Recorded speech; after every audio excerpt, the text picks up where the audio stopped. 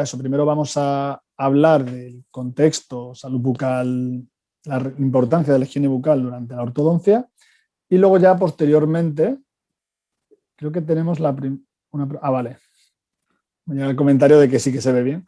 Y luego procederemos sobre todo al tema de actualidad, a la pandemia, pero desde el punto de vista de la salud bucal.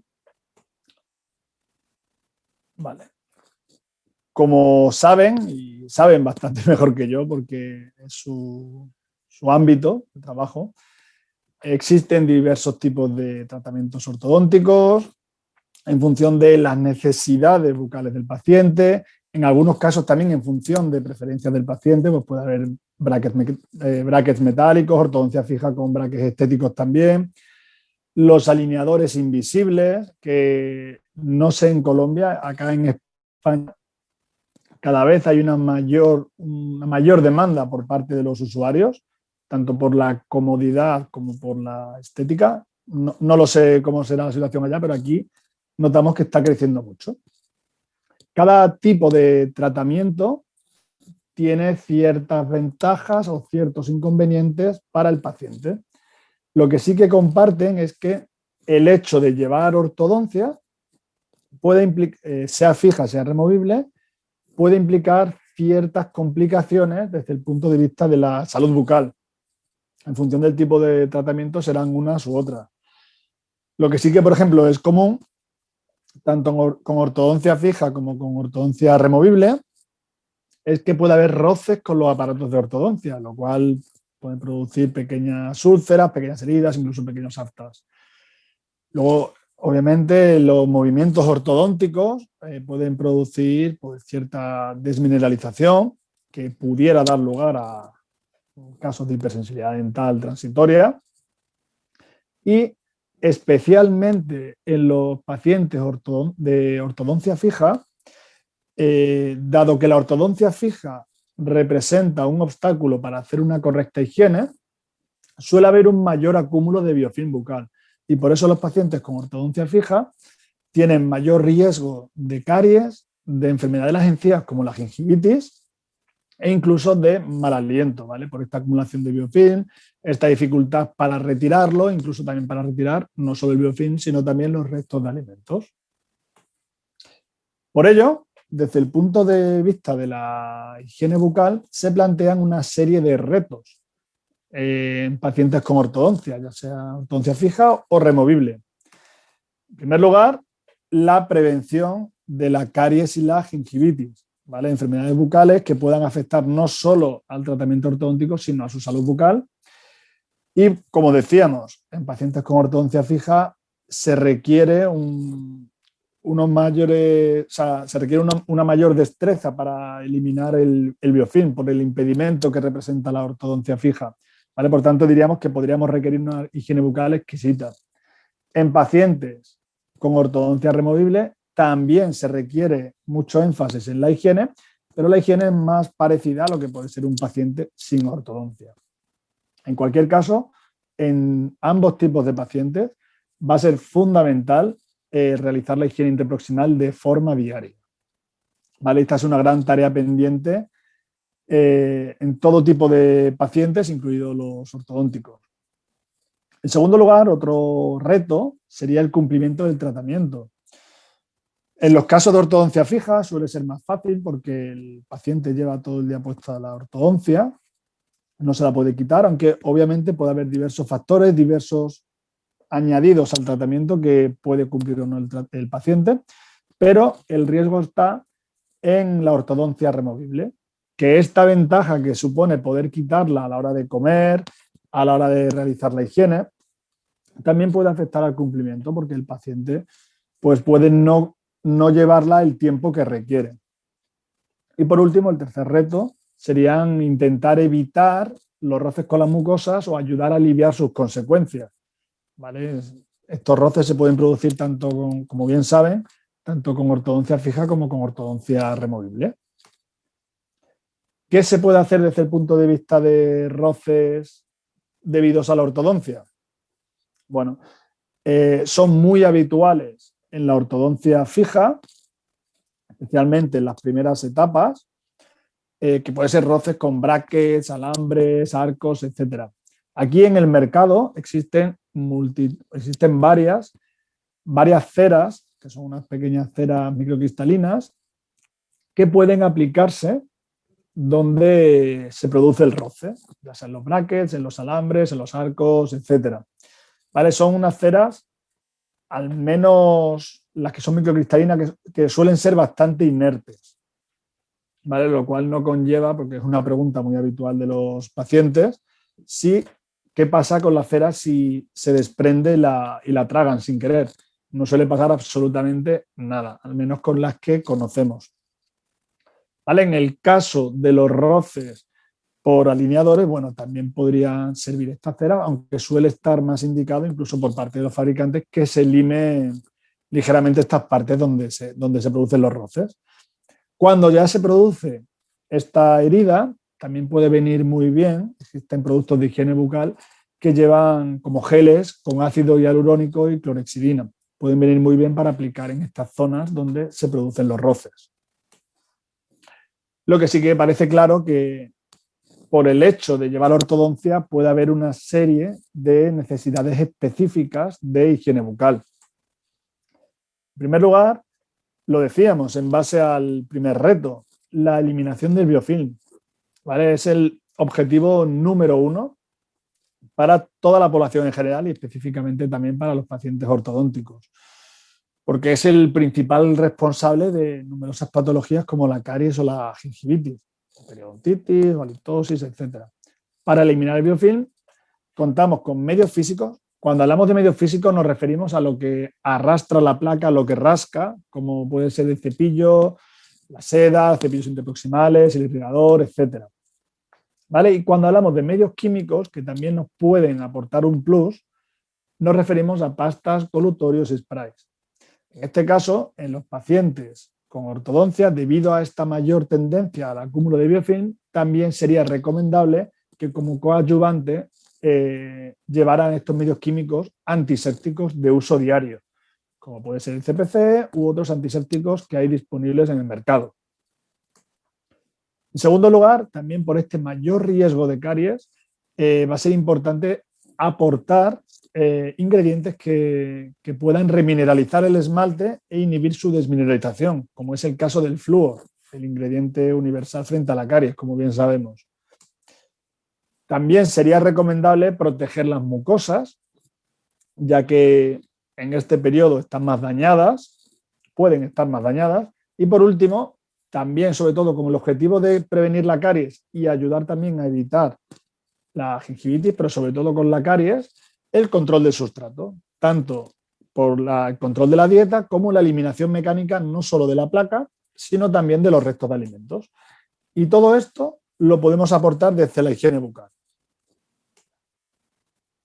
Como les decía, vamos a hablar primeramente de medios físicos y después pasamos a medios químicos, que además enlazaremos ya con el tema de actualidad que tenemos. ¿Qué es importante tener en cuenta respecto al cepillado? ¿O qué consideramos que es importante? Pues primero que se usen filamentos, o sea, un cepillo que tenga filamentos redondeados para evitar dañar los tejidos blandos mientras que se hace el cepillado. Además, en los casos de pacientes con ortodoncia fija, recomendamos filamentos que tengan un perfil en V, que llamamos, ¿vale? Son filamentos que son más cortitos y algo más y de dureza media en la zona central del cepillo, porque es la zona que va a entrar en contacto con los brackets, y filamentos que son más largos y más suaves en los extremos, en los lados, porque de esta manera conseguimos limpiar a la vez los brackets, en los casos de ortodoncia fija, y los dientes, ¿vale? Y sobre todo redondeados para evitar ese daño a las zonas que toquen también tejidos blandos. ¿Vale? Nosotros trabajamos mucho con un material de filamentos que recomendamos, que es el Tinex, que es un nylon 6.12, un nylon de alta calidad, muy eficaz y muy respetuoso. En caso de usuarios de ortodoncia removible, el cepillo a utilizar puede ser, obviamente, mientras que sea un cepillo eficaz y respetuoso, puede servir. No hace falta que tenga este perfil de filamentos en V. Pero, como siempre decimos, con el cepillado se llega solo al 60% de la superficie del diente. ¿Vale? No llegamos a las dos caras que representan las zonas interproximales. Por tanto, para tener una higiene dental 100% completa, debemos usar elementos de higiene interproximal. Existen distintos elementos que, en función del tipo de ortodoncia, de la destreza del paciente y de la destreza del paciente, podemos recomendar unos u otros. ¿Vale?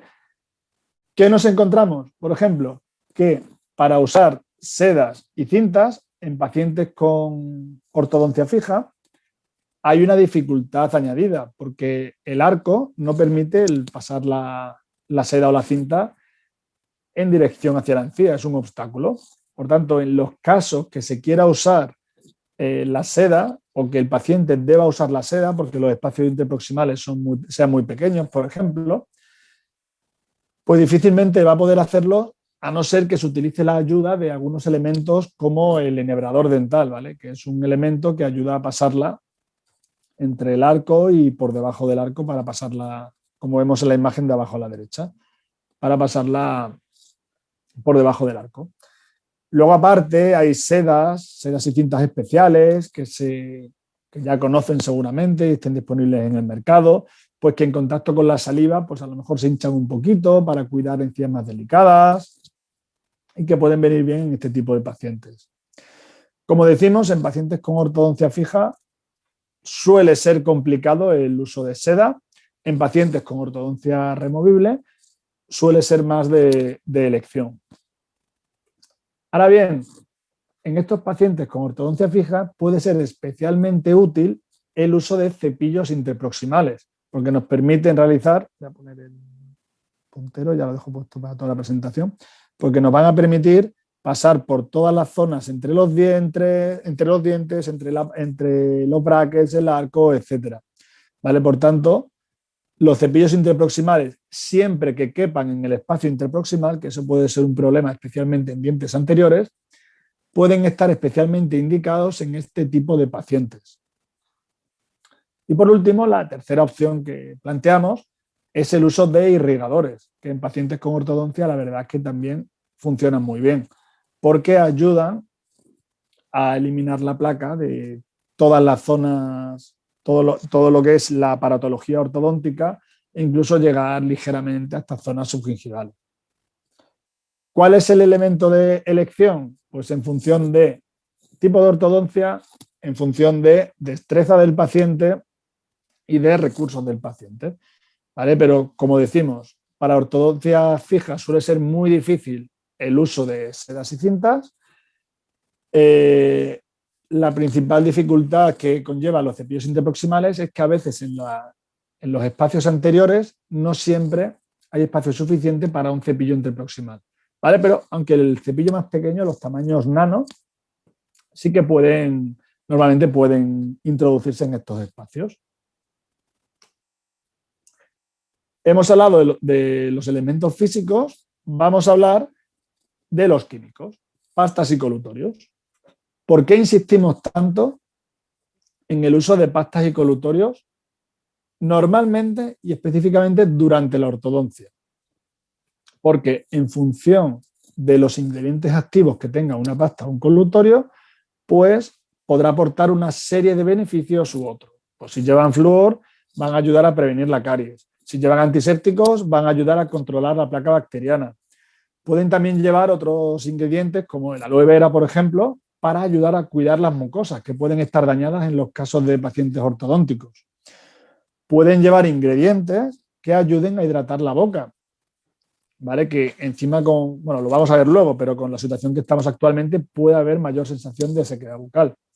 Y por último, y esto es especialmente importante en los pacientes ortodónticos, pacientes de ortodoncia fija, es que con otros elementos físicos quizás no lleguemos a todas las zonas que deberíamos, especialmente con el cepillo, ¿vale? No llegaríamos entre los brackets, con el cepillo además no solemos limpiar las mucosas, también porque incluso en pacientes que puedan tener bolsas periodontales, ayudaría a llegar muy ligeramente a estas bolsas poco profundas, etcétera. Es especialmente recomendable el uso de colutorios porque además la mayoría de la población tenemos la misma costumbre. Utilizamos una pasta muy específica que nos haya prescrito el ortodoncista o cualquier otro odontólogo y los pacientes muchas veces tenemos la mala costumbre de nada más terminar el cepillado, no escupimos la pasta, sino que enjuagamos toda la boca con agua. Y todos los ingredientes activos que hemos aportado con esa pasta tan específica que ha prescrito el odontólogo, pues realmente duran su efecto en la boca muy poco tiempo. Cuando lo ideal sería escupir solamente el exceso de pasta y dejar actuar los principios activos más tiempo. Como la mayoría nos comportamos de la manera que digo, es especialmente beneficioso el uso del colutorio porque volvemos a aportar estos ingredientes activos. ¿Y qué características deberían tener en este periodo pasta científica y colutorios? Me refiero en este periodo al tratamiento ortodóntico. Pues como hemos dicho, lo ideal es que lleven un antiséptico de uso diario para controlar la placa bacteriana.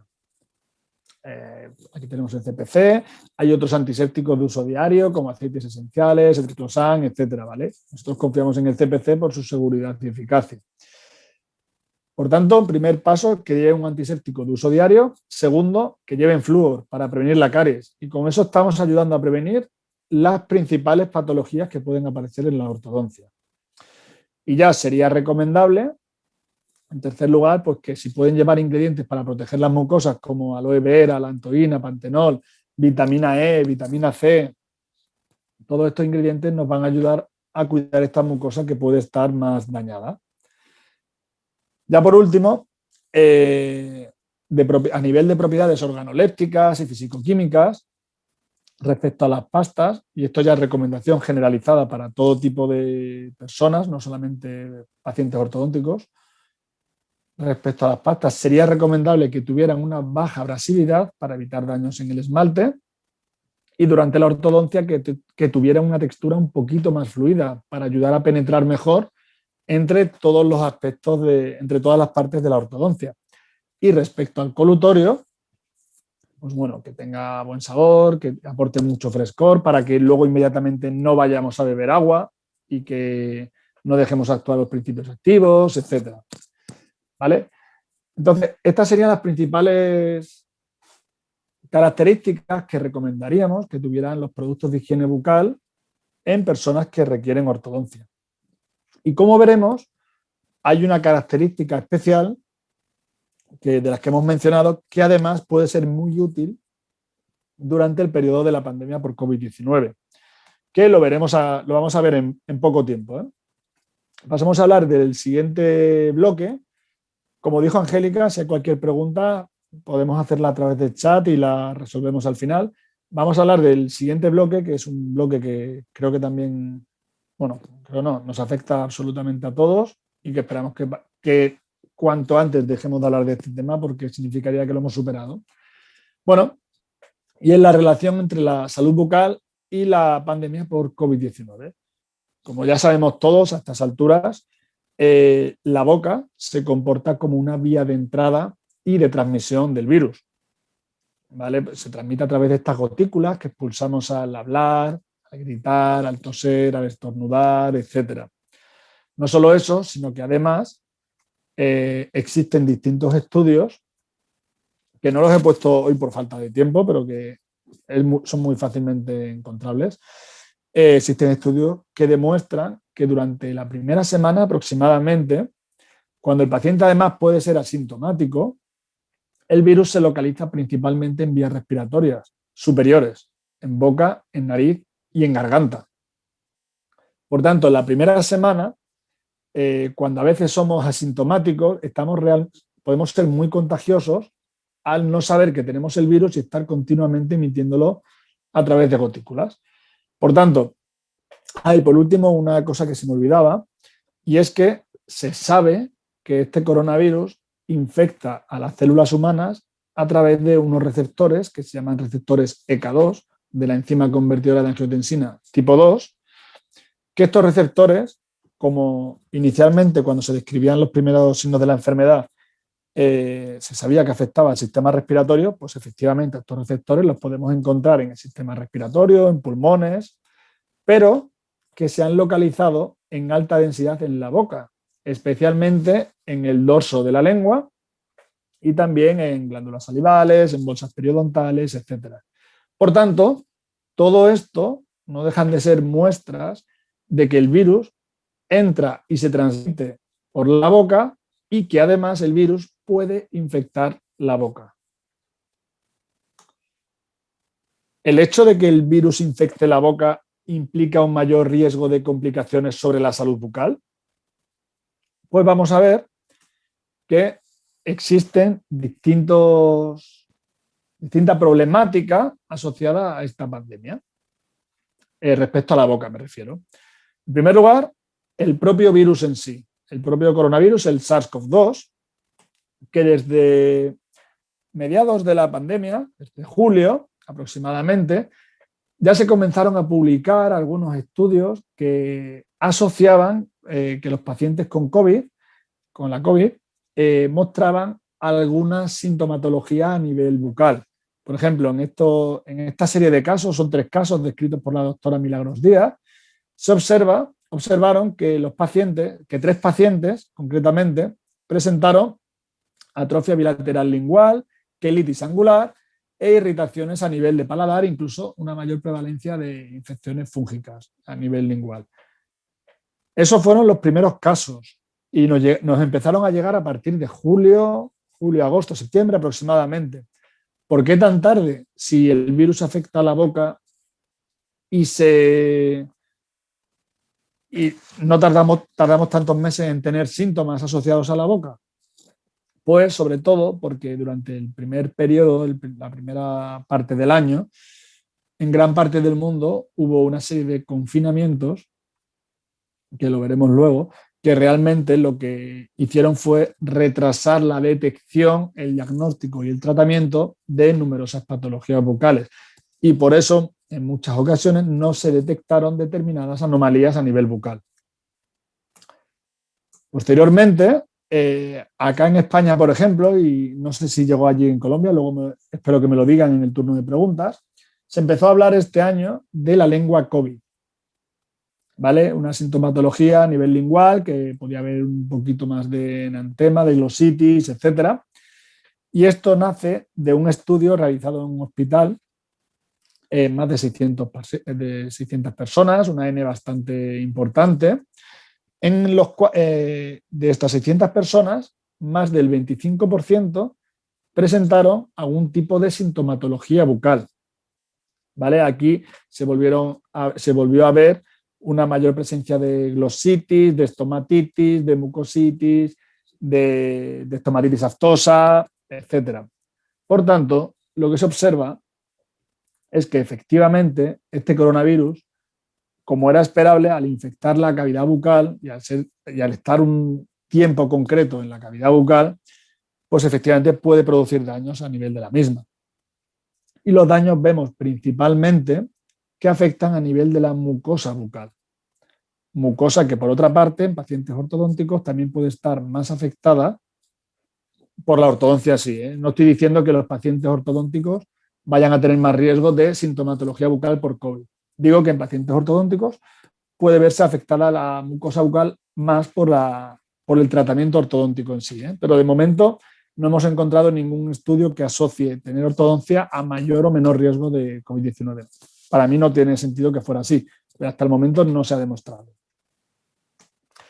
En segundo lugar, también puede haber sintomatología bucal debido al tratamiento farmacológico, especialmente en las primeras fases de la pandemia, cuando no se sabía muy bien cómo manejar la enfermedad, pues se probaron una serie de fármacos en miles de pacientes, como inmunosupresores, interferones, antivirales, como el lopinavir, una serie de antiinflamatorios, de corticoides, que pueden tener repercusiones en la cavidad bucal. En función del fármaco, pues puede haber más serostomía, más mucositis, mayores irritaciones, etc. ¿Vale? Todo ello también afectó a la boca.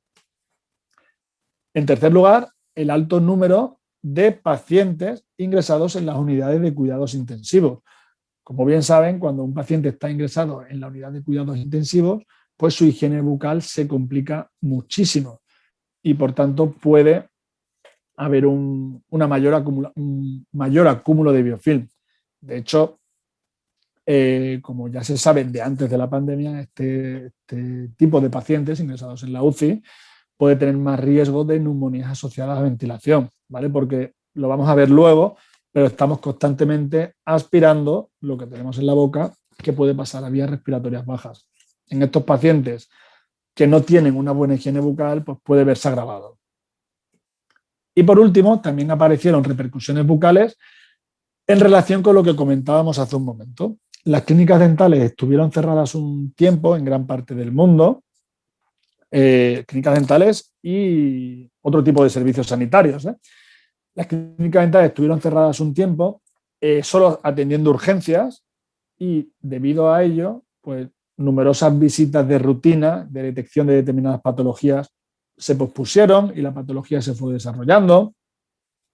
El tratamiento ortodóntico muchas veces cuando tenía que, esto seguro que lo han vivido, visitas de ajuste, de control, de revisión en pacientes ortodónticos, pues tuvieron que posponerse a más adelante y eso podría conllevar retrasos durante el tratamiento ortodóntico. Incluso alguna patología bucal por este mayor riesgo en pacientes con ortodoncia fija, pues puede que no se haya detectado a tiempo y haya requerido un tratamiento específico posteriormente.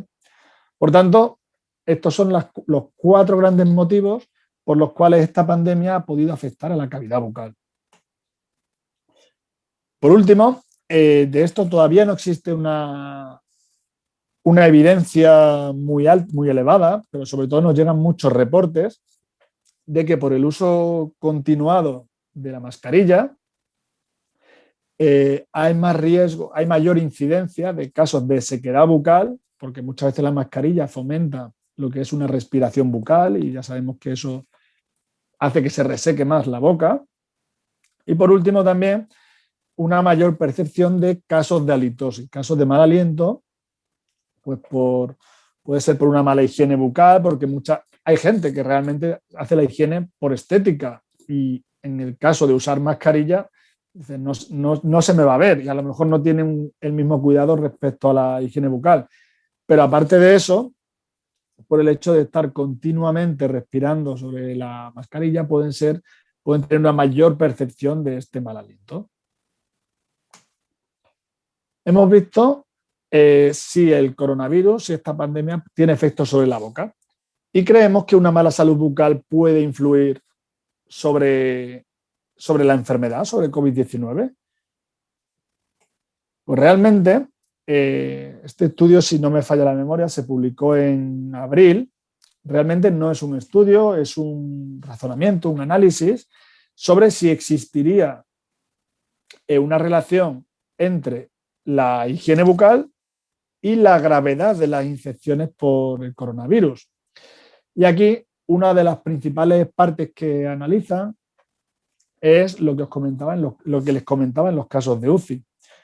En personas que tienen una mala higiene bucal, pues normalmente suele haber una disbiosis de biofilm, suele haber un desequilibrio de la microbiota bucal, puede haber un sobrecrecimiento de patógenos, incluyendo periodontopatógenos, y continuamente estamos haciendo microaspiraciones de aire y de saliva que pueden contener estos patógenos, que pueden llegar a vías respiratorias bajas como los pulmones y en vías respiratorias bajas agravar o desencadenar enfermedades respiratorias.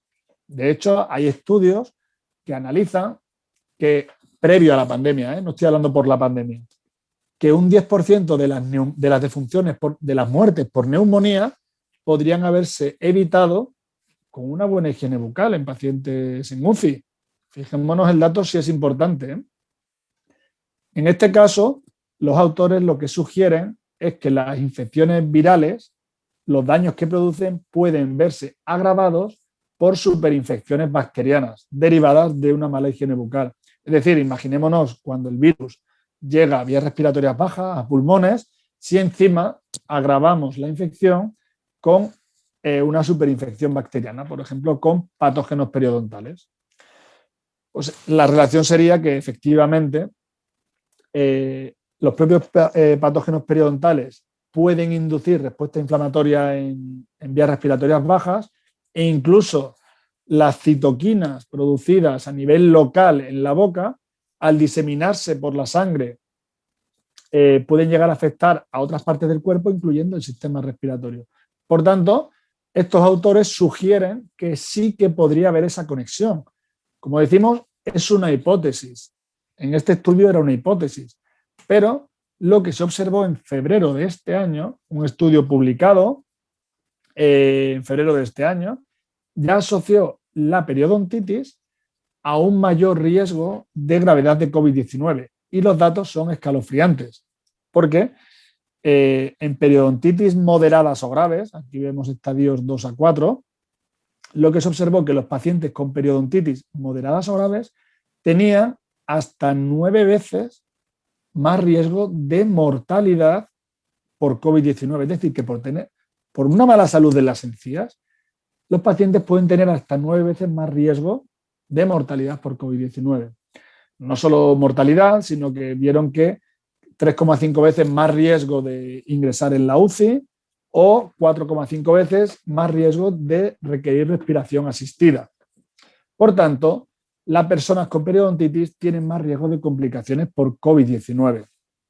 Esto lo explica, primero, por la diseminación de los patógenos periodontales, en los casos de periodontitis, que lleguen a afectar al sistema respiratorio.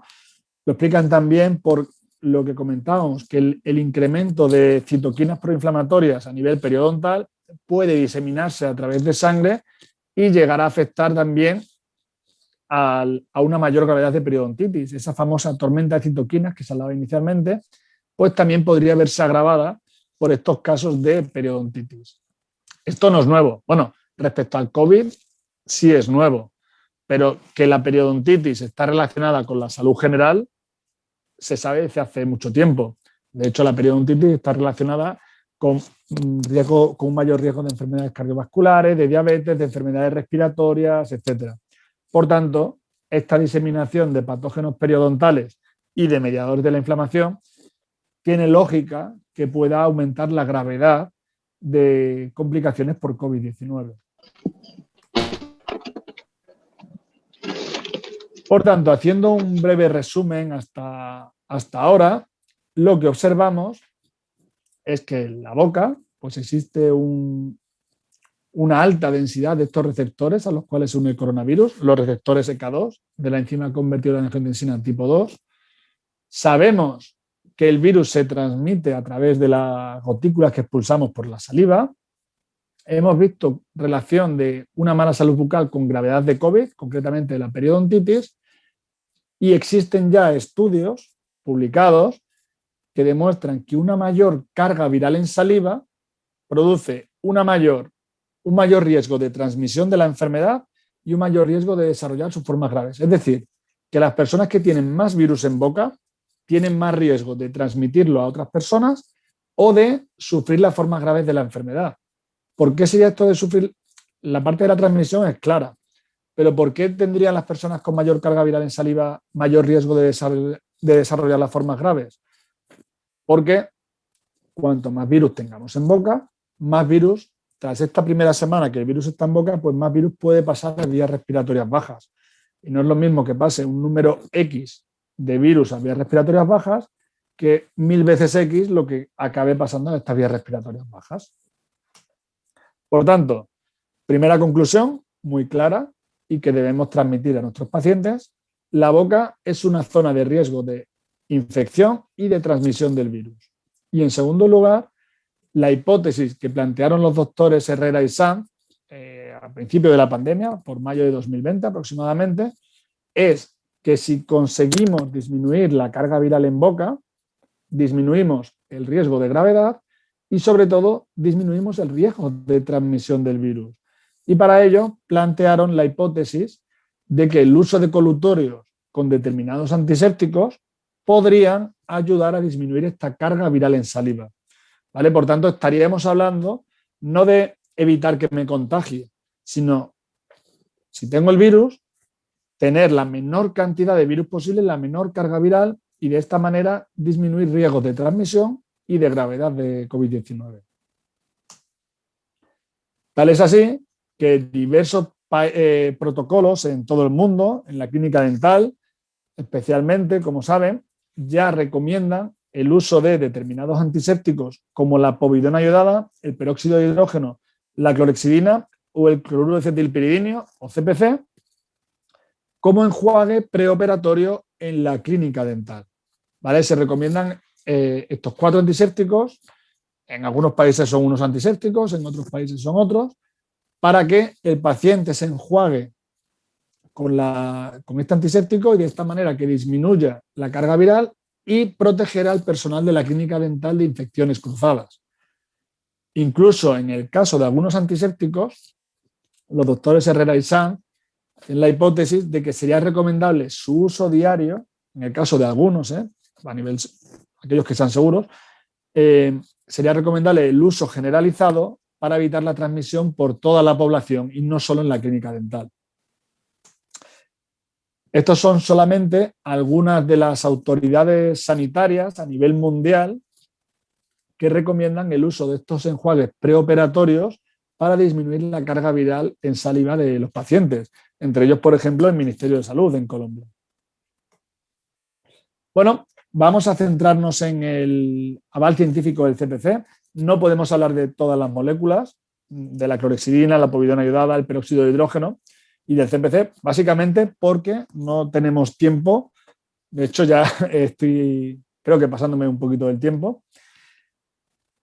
Vamos a centrarnos en el CPC. El CPC es un antiséptico que es muy conocido, se usa desde hace décadas porque es un antiséptico muy seguro, no produce prácticamente ningún tipo de efecto adverso y muy eficaz como antiplaca. ¿Vale? Se lleva utilizando décadas por su eficacia antiplaca. Su sustantividad, que esto es un tema también relevante en el contexto que estamos actualmente, es de 3 a 5 horas y tiene un amplio espectro de acción. Pues tradicionalmente se ha usado por su muy buena eficacia frente a bacterias de todo tipo, aerobias, anaerobias, bacilos, cocos, gram positivos, gram negativos, frente a diferentes tipos de bacterias. Hay estudios que han demostrado su eficacia frente a algunos hongos, como Candida albicans, y por eso estamos hablando del CPC ahora. También se ha demostrado su eficacia frente a algunos virus. Concretamente, antes de la pandemia, la época pre-COVID, o sea, antes de 2020, ya se publicaron una serie de estudios que hicieron sospechar a la comunidad científica que esto podría funcionar también en el actual virus. Empezamos con muy brevemente, vamos a repasar lo que se publicó antes de la pandemia sobre algunos tipos de virus que es relevante para ahora, ¿vale? El estudio de Popkin, publicado en 2017, lo que evaluaron fue la eficacia del CPC en el virus de la gripe, el virus influenza, ¿vale? Que es un virus con envuelta lipídica.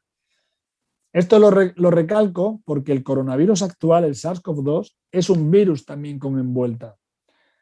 Y este estudio lo que nos demostró fue el mecanismo de acción. Y lo vamos a ver muy claramente en la imagen. En el cuadro A vemos viriones de influenza, del virus de la gripe, con su envuelta lipídica prácticamente intacta. Mientras que los cuadros B y C, que son viriones tratados con concentraciones muy bajas de CPC, observamos cómo la envuelta lipídica está rota, está completamente degradada, incluso a concentraciones muy bajas de CPC. Por tanto, de este estudio podemos sacar el mecanismo de acción del CPC frente a virus con envuelta a nivel generalizado. Esto se produjo en el virus de la gripe, que es esta degradación de la envuelta lipídica por interacciones físico-químicas. Si lo cuantificamos, porque pueden pensar que Bueno, cogimos concretamente la foto del virus que interesaba. Realmente, cuando los autores cuantificaron estos datos, observaron que el grupo tratado con control negativo se degradaron un 4,5% de los viriones, mientras que en los grupos tratados con CPC se degradaron un 86% de los viriones. Hay que remarcar que una vez degradada esta envuelta lipídica, el virus se inactiva y por tanto ya no puede seguir infectando otras células. De ahí la importancia de este estudio. Posteriormente, el mismo grupo de investigadores, en esta ocasión liderado por Mukherjee, ya realizaron un ensayo clínico, ya estamos hablando de personas, que probaron CPC administrado de forma oral al 0,10% para ver si era capaz de prevenir los síntomas típicos de infecciones víricas del tracto respiratorio superior, como por ejemplo la gripe, infecciones por adenovirus, por rinovirus, etc. Y lo que observaron, muy interesantemente, es que el grupo test, el grupo tratado con CPC, tuvo una menor frecuencia y una menor gravedad de algunos síntomas asociados a la cavidad bucal, como la tos o el dolor de garganta. Y por último, también antes de la pandemia, justo un año antes, el grupo de Shen realizaron un cribado masivo, que aquí básicamente consiste en que cogen una batería enorme de compuestos, en este caso analizaron 2.000 compuestos, prueban los más activos, que en este caso fueron 36, y analizaron los 36 compuestos más activos de esta biblioteca de 2.000 frente a 4 tipos de coronavirus antes de la pandemia, por tanto no está este coronavirus. Pero sí que estaba el MERS, que es el que produjo la epidemia en Oriente Medio allá por 2012-2013. Y lo que mostró, los resultados lo que demostraron es que el CPC no fue el más activo, pero quedó en muy buena posición. Fue el 9º más activo. Y fue el único de todos los principios activos analizados disponible en productos de higiene bucal. Por tanto, el CPC mostró muy buena eficacia in vitro frente a estos 4 coronavirus. Vale, Ernesto, nos estás contando sobre otro tipo de virus o virus muy parecidos. ¿Qué sabemos hoy en día? Pues conforme ha ido avanzando el tiempo, hemos ido teniendo cada vez más datos de la eficacia del CPC en este coronavirus. A ver, creo que un segundo. Ah, vale. Perdón, que ahora. Vale. En diciembre del pasado año, fruto de un trabajo realizado, una investigación realizada por investigadores de IRSI-CAISA, que es un centro que tiene mucho prestigio a nivel internacional, sobre todo en el SIDA. ¿Vale? Tiene mucho prestigio a nivel internacional, pues investigadores del Dental Research Center junto con investigadores de IRSI-CAISA, de este centro de investigación, lo que analizaron fue la eficacia del CPC para reducir la infectividad de este coronavirus, del SARS-CoV-2. ¿Vale? Para ello, inicialmente, lo que hicieron fue comparar 2 productos comercializados, uno con clorhexidina al 0,12% y CPC al 0,05%, otro con CPC al 0,07% y otro con CPC diluido en agua. No un producto comercializado, sino CPC diluido en agua al 0,30%. Es una concentración mucho más elevada. Y compararon los resultados con sus controles. ¿Vale? Pues realmente realizaron 2 subestudios. En el primero, los productos que hemos visto para ver si el CPC permitía que un pseudovirus, en este primer subestudio no estamos hablando del SARS-CoV-2, ¿vale? Estamos hablando de un pseudovirus, un lentivirus que modificaron genéticamente para que expresara la proteína Spike. ¿Cuál era el objetivo? Ver si en presencia de CPC o no, el virus perdía su capacidad infectiva. Pues bien, este lentivirus, en condiciones normales, sin CPC, puede infectar una célula y posteriormente podría infectar otra. ¿Qué es lo que se hace aquí? Se analiza si en presencia de CPC, una vez que este virus entra en la célula, sí podría infectar a otras células. y en esos casos se produce una reacción de luminiscencia. Lo que se observa es que en presencia del CPC, a medida que vamos aumentando la concentración, se reduce la entrada del pseudovirus. Por tanto, el CPC impide que el pseudovirus infecte a la célula. En cambio, si utilizamos sus placebos, sus vehículos, es decir, el mismo producto con clorhexidina pero sin CPC o el mismo producto sin el CPC, observamos que no se produce esta relación lineal. Por tanto, en este primer subestudio, lo que se demuestra es que el CPC redujo la entrada del pseudovirus en las células de laboratorio.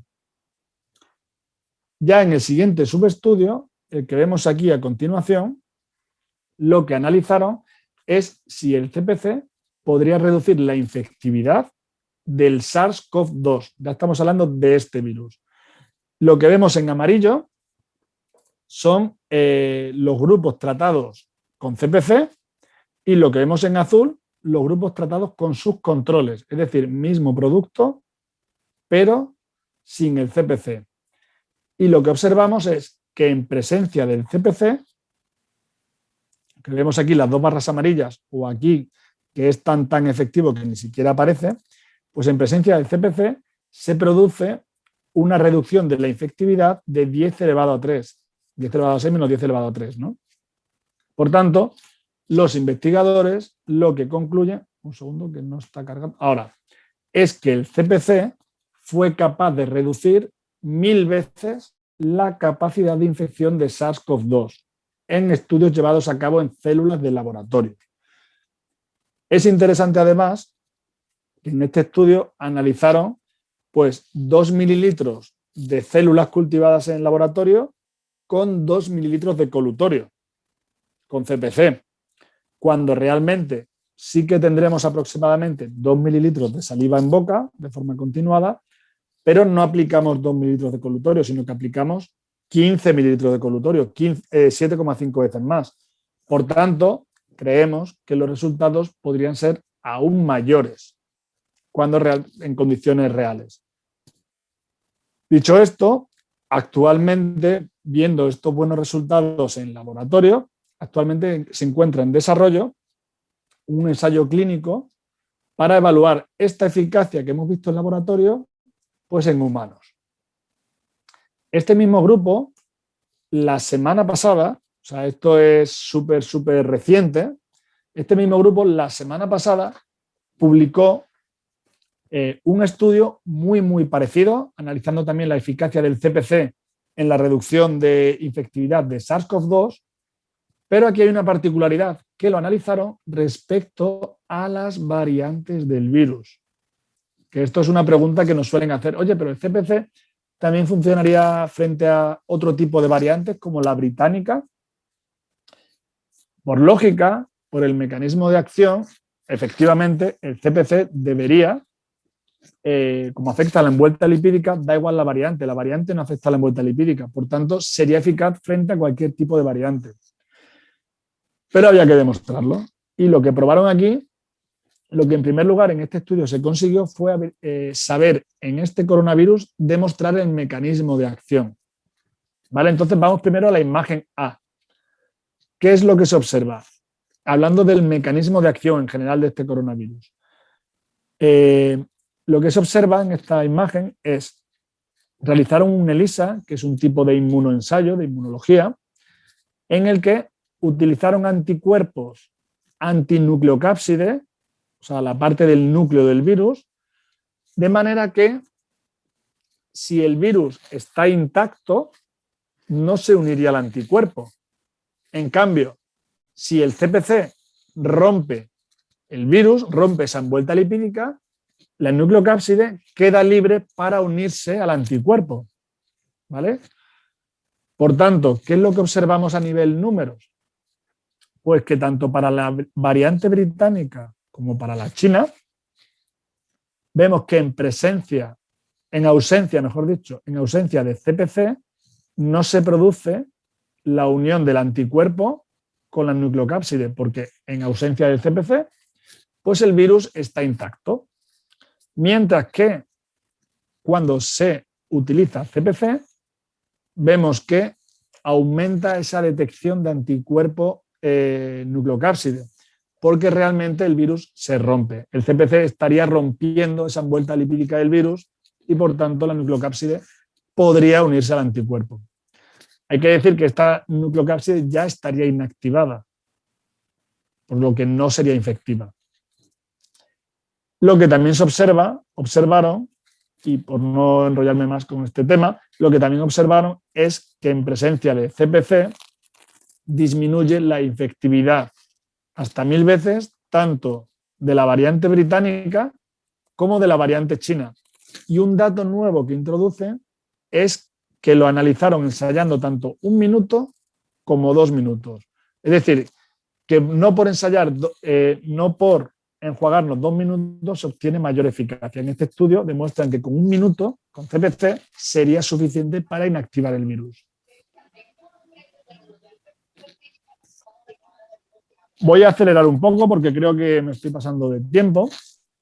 En el siguiente estudio es un ensayo clínico realizado por investigadores del Dental Research Center y de la Universidad del Valle, en Colombia.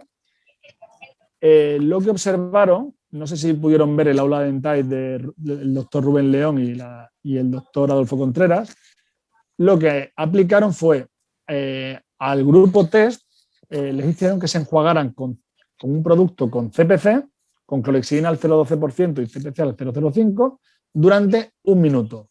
Y al grupo placebo, pues sin este enjuague. Y lo que analizaron fue si en presencia del CPC se disminuía la carga viral en saliva de este coronavirus. Si nos vamos al grupo placebo, en azul vemos la carga viral a los 15 minutos de uso, en naranja al cabo de 1 hora y en verde a las 2 horas, las variaciones de la carga viral. Lo que observamos es que en el grupo placebo prácticamente no se produjeron reducciones, en algunos casos, que puede ser por la fuerza mecánica del enjuagado, pero prácticamente no hubo reducciones de la carga viral en saliva. Mientras que en el grupo que se enjuagó con clorhexidina más CPC, prácticamente todos los pacientes tuvieron reducción de la carga viral en saliva hasta 2 horas después de su uso. Fíjense la importancia de por enjuagarse 1 minuto, cómo disminuye esta carga viral en saliva y por tanto estaríamos ayudando a disminuir el riesgo de transmisión a otras personas. En el siguiente, este estudio, por cierto, se encuentra actualmente en fase de prepublicación, igual que los 2 anteriores que hemos visto, ¿vale? Estamos pendientes de que sea revisado por pares y publicado en una revista científica. Este estudio que les muestro a continuación sí que se trata de un ensayo clínico ya publicado en el que analizan la eficacia de povidona iodada, clorhexidina y cloruro de acetilpiridina, también en la disminución de la carga viral en saliva. Y aquí lo analizan hasta 6 horas tras su uso. ¿Y qué es lo que se observa en este estudio? Pues que tanto el CPC, aquí en verde, como la povidona iodada, tuvieron reducciones significativas de la carga viral en saliva hasta 6 horas tras su uso.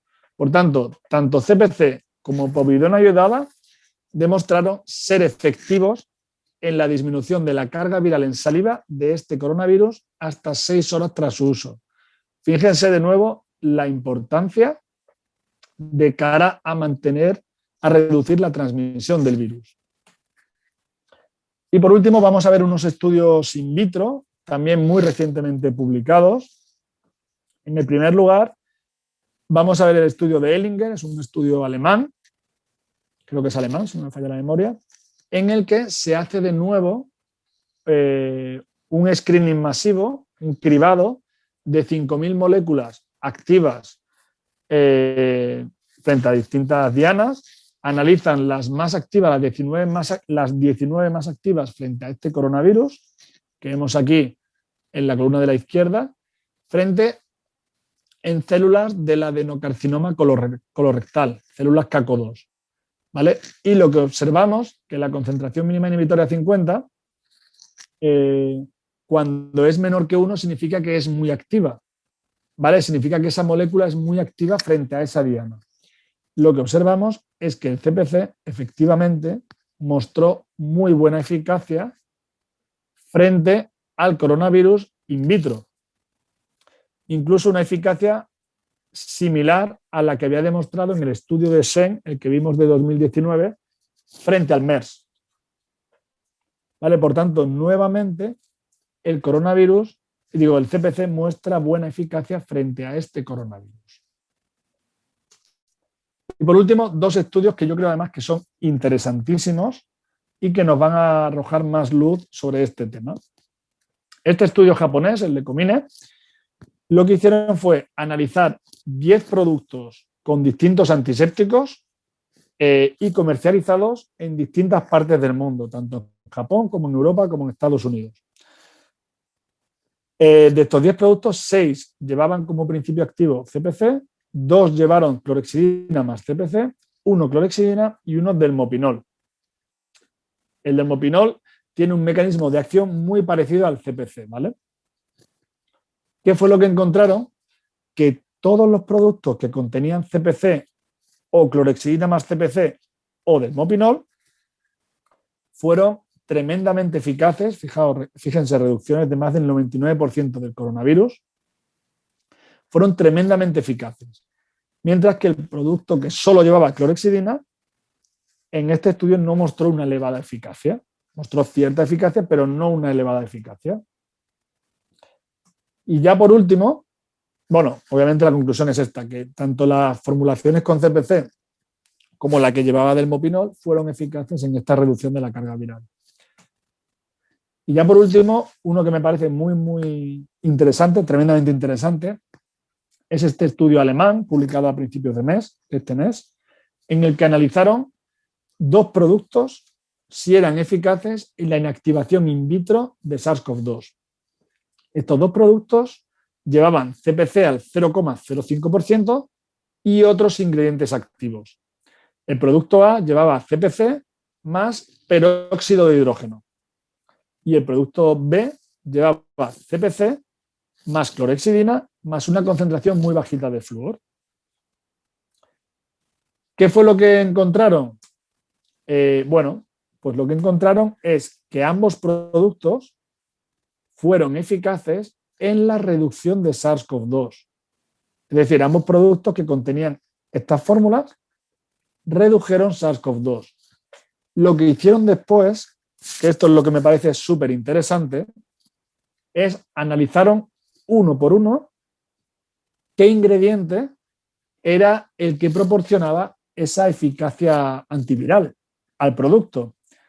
Entonces, si nos vamos al CPC, aquí abajo en la letra D, observamos que el CPC efectivamente por sí solo, sin el resto de ingredientes, tuvo muy buena eficacia antiviral. En cambio, el peróxido de hidrógeno o la clorhexidina, por sí solas, no tuvieron eficacia antiviral, al menos de forma significativa.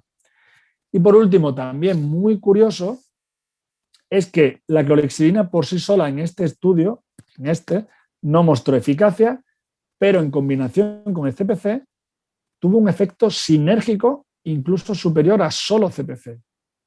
Por tanto, esto es lo que hemos visto también a nivel bacteriano, que la clorhexidina con el CPC tiene un efecto antimicrobiano sinérgico.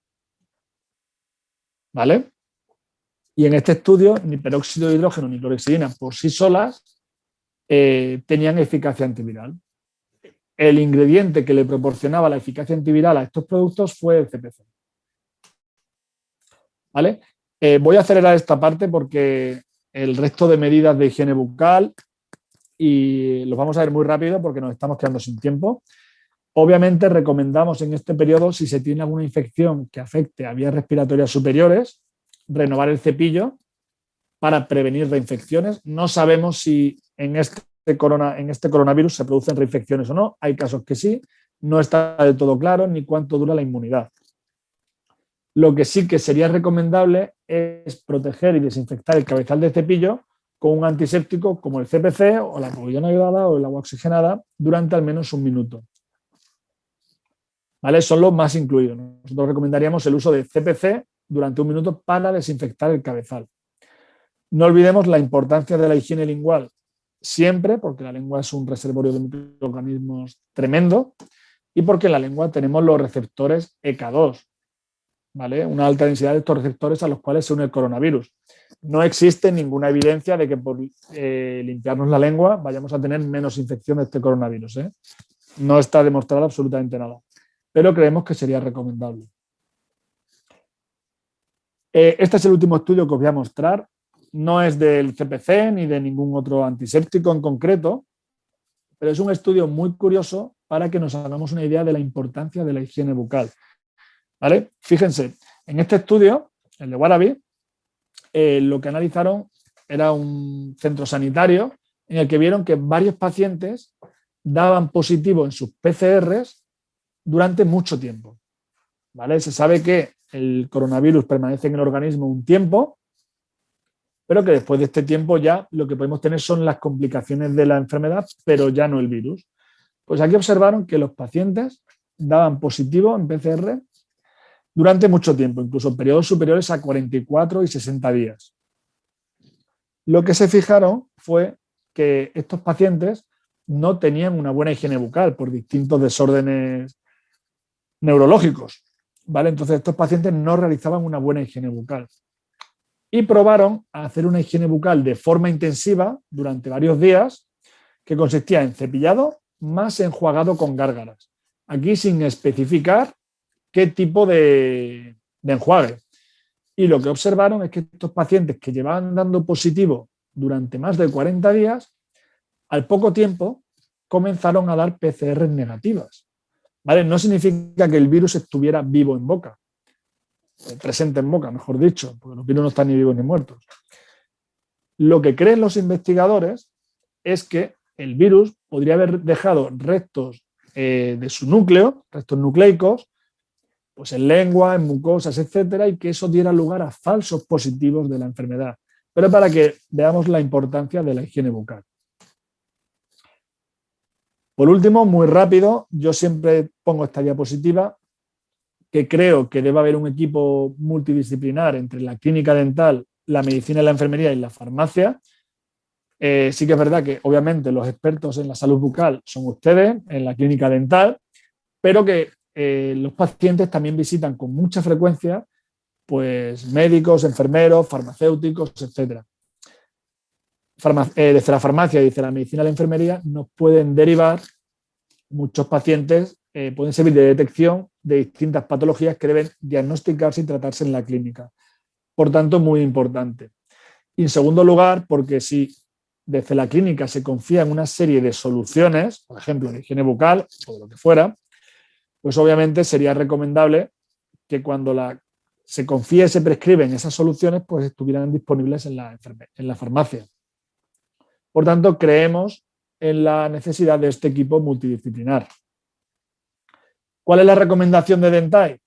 Pues utilizar en entornos sanitarios, como puede ser en la clínica dental, para propia protección del personal de la clínica, pues en este enjuague preoperatorio, enjuagarnos, que el paciente se enjuague con CPC al 0,05% y a ser posible que en ese enjuague estuviera la combinación con clorhexidina al 0,12 o al 0,05. ¿Por qué? Si parece que el CPC es lo que proporciona la actividad antiviral. Porque no solamente hay que protegerse frente al SARS-CoV-2, el paciente puede venir con cualquier otro tipo de microorganismo y producirse infecciones cruzadas. Y luego, como recomendación para uso generalizado por parte de toda la población, sería el uso de enjuagues con CPC al 0,05% o 0,07%. ¿Vale? Como uso generalizado para la población, no recomendaríamos otras moléculas por la seguridad que sí que aporta el CPC de forma continuada, de forma prolongada. Por tanto, la medida que proponemos es que se incorporen pues, estas medidas de salud bucal dentro de todo el paquete de medidas que ya tenemos de prevenirnos del coronavirus, como el distanciamiento social, el uso de mascarillas, el lavado de manos, etc. No decimos que sea la única, pero creemos que por la evidencia que hay, de estas moléculas y la evidencia que hay de la relación de la boca con esta pandemia, sería recomendable incluir estas medidas dentro del paquete de todas las medidas. ¿Hasta cuándo deberíamos tener este cuidado? Pues ojalá tuviéramos respuesta. La verdad es que no se sabe cuándo podremos decir adiós a esta pandemia y no se sabe, por cierto, si cuando estemos vacunados, si podremos ser contagiosos o no. Pues salió hace poco el CEO de BioNTech comentando que con su vacuna, con la vacuna producida, no se producen contagios, pero la realidad es que no lo sabemos, porque puedo estar vacunado y no desarrollar la enfermedad, pero tener el virus en boca y transmitirlo a otras personas. O no, no se sabe. El tema es que todavía no hay estudios que lo demuestren. Por tanto, de momento, sigamos a la espera y sigamos teniendo todas y absolutamente todas las precauciones. Último, unas conclusiones súper rápidas y ya termino de verdad. Primero, hemos visto la importancia que hay entre la salud bucal y la pandemia por COVID-19. Todas las medidas que podemos tomar en la cavidad bucal podrían ayudarnos a frenar la transmisión, a frenar las formas más graves, etc. Por tanto, una importancia elevadísima de la salud bucal en este periodo. En segundo lugar, la importancia de la higiene bucal en el tratamiento ortodóntico para prevenir complicaciones durante este tratamiento, y ya el uso de CPC en pastas y colutorios nos podrían ayudar a disminuir esta transmisión de microorganismos. Y por último, esta una conclusión que me gusta decir siempre, que tenemos que ser conscientes desde la clínica, desde todos los ámbitos, que cuando damos recomendaciones de salud bucal, cuando cuidamos la salud bucal de nuestros pacientes, realmente estamos influyendo también en su salud general. No solamente estamos hablando del COVID, estamos hablando de pues, un menor riesgo cardiovascular, un menor riesgo de diabetes, un menor riesgo de infinidad de patologías que están relacionadas con una mala salud bucal. Por tanto, desde la odontología, ustedes tienen una labor fundamental en lo que es la salud pública y no solo la salud bucal. Simplemente, el último mensaje es que todos estamos ya muy concienciados con el lavado de manos. Deberíamos conseguir que todos nos concienciáramos también, especialmente en la población general, con el lavado de la boca. Y nada más, simplemente agradecerles su asistencia. Perdonen que me he excedido un poco con el tiempo. Aquí les dejo mi correo por si surge una pregunta más adelante. Ahora vamos a pasar el turno de preguntas, pero les dejo también mi correo electrónico por si más adelante surge alguna pregunta en relación con esta ponencia. Muchísimas gracias nuevamente y pasamos al turno de preguntas. Ernesto, como siempre, es un gusto escucharte. En cada intervención se aprende algo nuevo. Muchas gracias. Entonces, de verdad, muy interesante todo el contenido que nos has expuesto el día de hoy. A los asistentes, si gustan, veo en el chat, no hay preguntas, pero si gustan pueden abrir micrófonos, pueden exponer la pregunta que tengan o la duda y pues estaremos aquí para poder resolverla.